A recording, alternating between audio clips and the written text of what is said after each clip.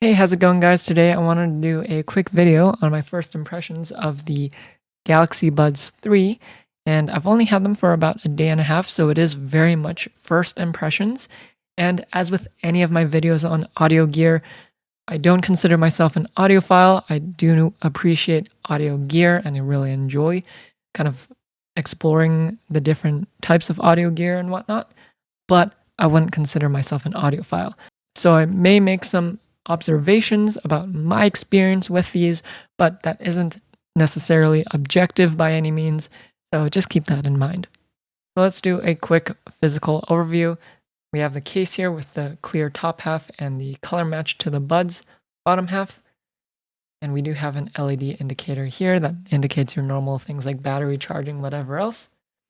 On the back, not much. We do have some text here. It's hard to see. But we also have a metal hinge, which this is reminiscent of AirPods. So that's interesting. And on the bottom, we have our USB-C port and a physical button this time, which I'm assuming is used for pairing and all of that. So the older buds, these are the Galaxy Buds Live, don't have any physical button on the case, but we did get one here. I don't really know why they did this. It is nice to have, but most times you won't really need to use it. Maybe once or twice. The bottom is nice and flat, so you can stand it up. However, because of that, I don't like the placement of the USB-C port. I kind of wish it was on the back so you could have it standing up with a cable plugged in. I do also want to mention that with this top clear half, I do have some concerns about this getting scratched up. Of course, it's going to get scratched up if you aren't using a case, but with clear plastic, if it does get scratched up, it tends to look more matte, and that's not necessarily a great look. It definitely looks worn in, whereas with a opaque plastic like this, even if it gets scratched, even if it does end up looking a little bit more matte, it doesn't really take away from the look, right? I've had these for a long time. They are a bit scratched up, but they look fine. Same goes with these, also quite scratched up, but these also look fine. Now, cracking these open, these do have a nice hinge where you do get a little resistance there.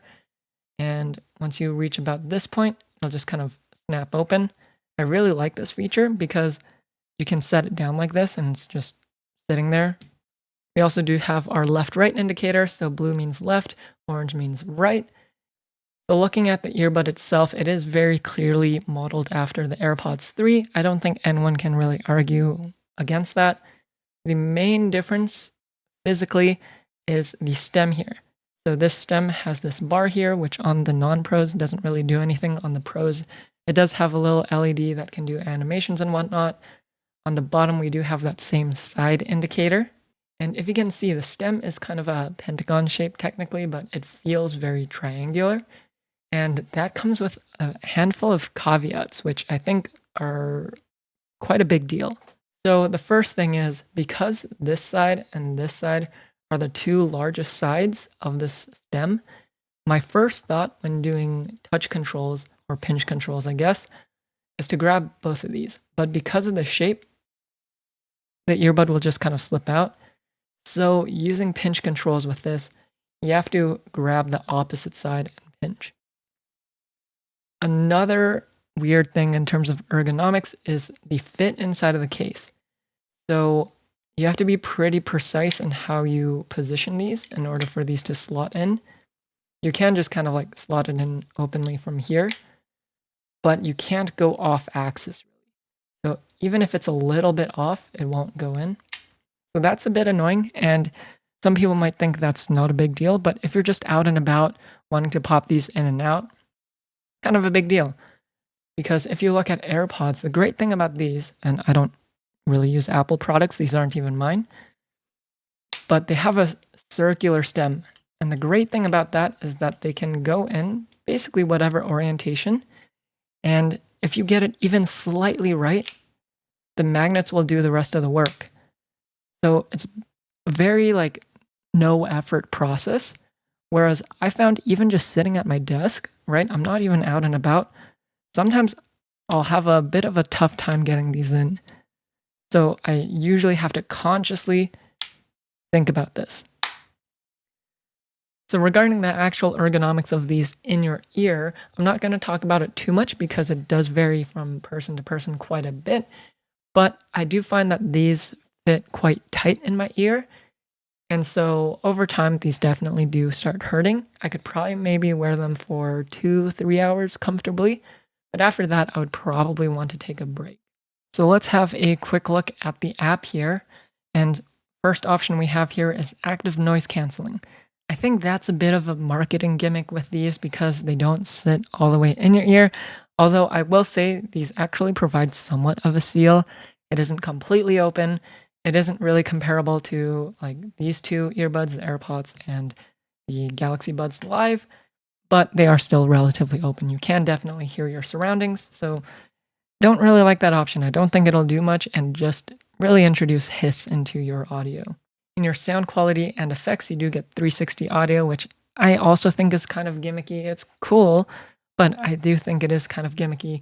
You do have an EQ, which is really cool. We'll look into that in just a moment. And this setting, which is adjust sound to fit. We also have this setting, adjust sound to fit.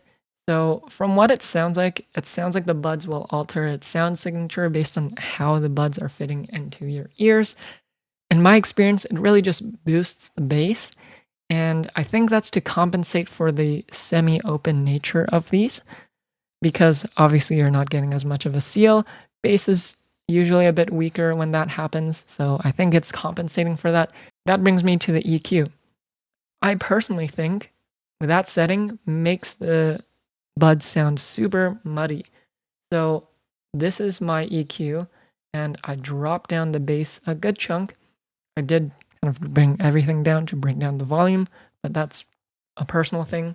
And so balanced sounds muddy. Bass boost obviously sounds more muddy.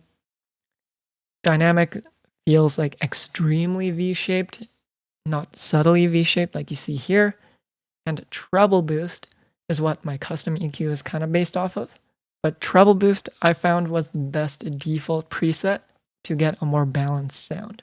However, if you turn this setting off, you will get a sound that is much more like a normal Samsung earbud. And in that scenario, I personally find dynamic to sound the best, like I did with the Galaxy Buds Live. It's definitely a more lively sound, but it's not overwhelming. I can still hear everything very clearly. The vocals aren't overwhelmed. And so without that setting turned on, I do like dynamic. So let's talk about on-earbud controls. So this section actually really disappointed me, mainly because of this section, and you don't get any customization options. You have your standard single pinch, double pinch, triple pinch, and swipe up and down. I personally don't like having volume control on my earbuds, but in this case, it's not too bad because it is a swipe rather than a tap and hold or anything like that, but it's still annoying. I really think they could have done a lot more here, but they didn't. Everything else is pretty standard pinch and hold for turning active noise canceling on, voice command or like your assistant and Spotify. Pretty standard stuff and your normal call controls. But the media controls really bummed me out because even their previous buds offer more there. Now let's talk about how these earbuds compare within Samsung's own lineup of earbuds. And I think these mainly compete again within Samsung against the Galaxy Buds Live. And that's because they're both semi-in-ears is what people like to call them. I don't really like that term, but whatever. The main downside of the Galaxy Buds Live, from what I remember, they were expensive at launch.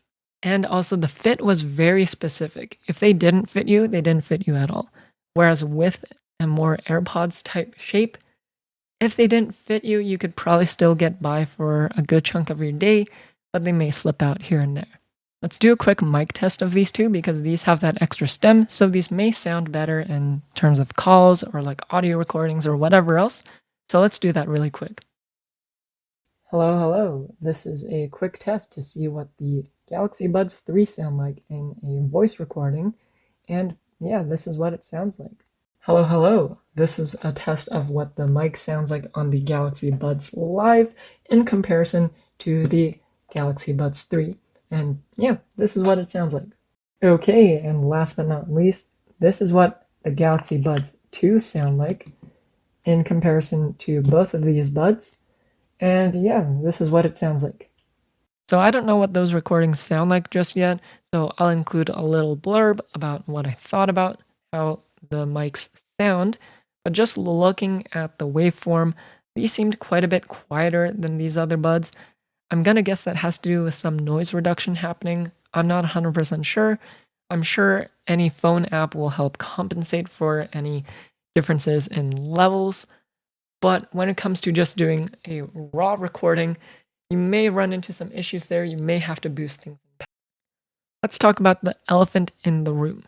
These buds are pricey. They definitely took a lot of notes from Apple and priced these accordingly. The Galaxy Buds 2, when they were new, were about 100. The Galaxy Buds Live, yeah, they were expensive at first, but they very quickly dropped down to about 100 as well. When you compare these two side by side, how much value are you really getting? So I do think if you do have the Galaxy Buds Live and they fit well in your ears and they haven't degraded wildly, I think you can pass on these.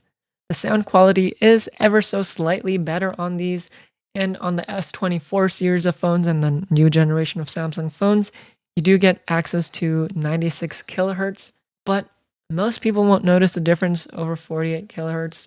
I honestly think it's fine. If you have a Samsung phone but don't have the Galaxy Buds Live or found that they don't fit quite well in your ears, I do think these are worth giving a shot if you do prefer the kind of semi-open nature of these. That's because AirPods just don't work well with Android. And I actually think if AirPods did work well with Android in terms of like having all the functionality, these just wouldn't have to exist. For me personally, I think I will get rid of these mainly because I have these and these fit well in my ears, and the performance gap is very small for a large price difference. I would be sinking another $235, I think, after tax on these for something that this does 95% of the job of. But if you are in the market for new earbuds and have a Samsung phone in particular because you can take advantage of that Samsung codec, I think these are worth a try. Just make sure you shop with someone who has a decent return policy because the ergonomics of any AirPod style earbuds can be hit or miss. I know some people really like AirPods, while others, those just fly out of their ears. Anyways, that's going to be it for this video. As always, if you have any questions about anything mentioned in this video, just let me know down in the comments below and I'll try to get back to you as soon as possible. Overall, these buds are fine. I think most people will be happy with them. But I think in the grand scheme of things, you will have to be quite nuanced with your decision because the people who will benefit most from these particular earbuds is a very specific group of people. But yeah, that's going to be it. Thanks for watching and goodbye.